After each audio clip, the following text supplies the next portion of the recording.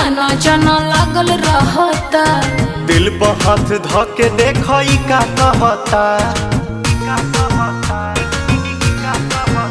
हाँ डेली राउर आना जाना लागल रहता। तो दिल पर हाथ धके देखो ई का कहता। कहाँ थे रात भर सब मुझे है खबर, कौन है जो ये जादू चला रही है। तुमसा कोई प्यारा कोई मासूम नहीं है, तुम जान हो मेरी तुझे मालूम नहीं है। तुमसा कोई प्यारा कोई मासूम नहीं है, तुम जान हो मेरी तुझे मालूम